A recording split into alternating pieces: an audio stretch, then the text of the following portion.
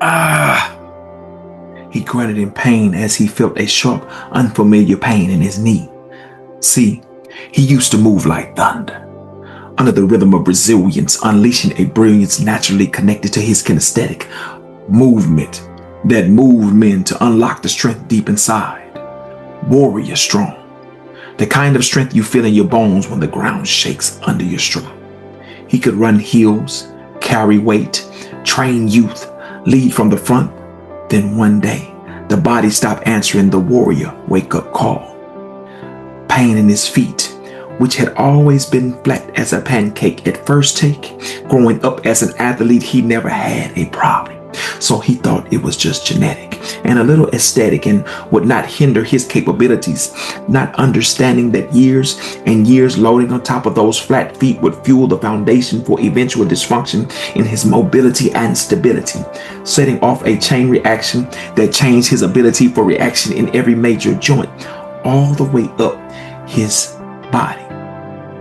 His ankles began to weaken and wane in pain, less able to twist and turn with precision without injury and harm. But it felt like injury became the norm. Through the knees, like a flesh-eating disease, the aching discomfort spread to his hips and back. Like a system shutting down one light at a time. Walking hurt. Bending hurt. Getting out of the car hurt. The man who used to sprint up hills, push cars, flip tires through trails up and down, warrior boots on the ground, and all kinds of courageous feats, now calculated the distance in feet from the couch to the kitchen, grimaced walking down a flight of stairs, becoming more and more afraid to do what had always been a natural inclination since his creation. Move. This was an emergency. He needed answers, some type of diagnosis that this made no sense. So he went to an appointment and the doctors called it arthritis, called it age, called it normal decline. But what they really handed him was a quiet sentence: slow down, fade out, and accept it.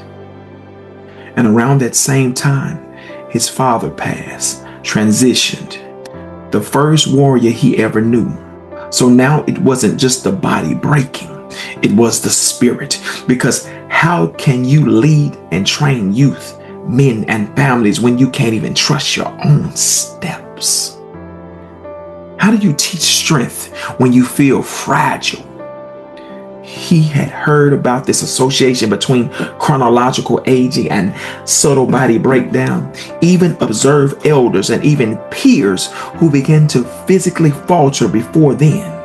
So maybe this was his fate that had come to fruition in his late 30s. Beyond the body, it began to break him down mentally and spiritually, clouding in his thinking, confidence sinking, the subtle theft of a self-concept depressing into a sunken place with a mirror showed a reflection of a man who was a mere shell of himself. So he sat with a question he never thought he'd ask. Is this how it ends? But something ancient inside of him didn't agree with the somber tone of self-defeat. Not loud, not dramatic, just a whisper. Start where you stand. So he took his shoes off. Nothing heroic, no montage, no music. Off with the warrior boots, just bare feet, touching the ground, the earth, for the first time in years. Cold grass, warm dirt, gravel, painful, awkward, human. He didn't chase workouts with heavy lifts. He chased connection, mind, body, and spirit.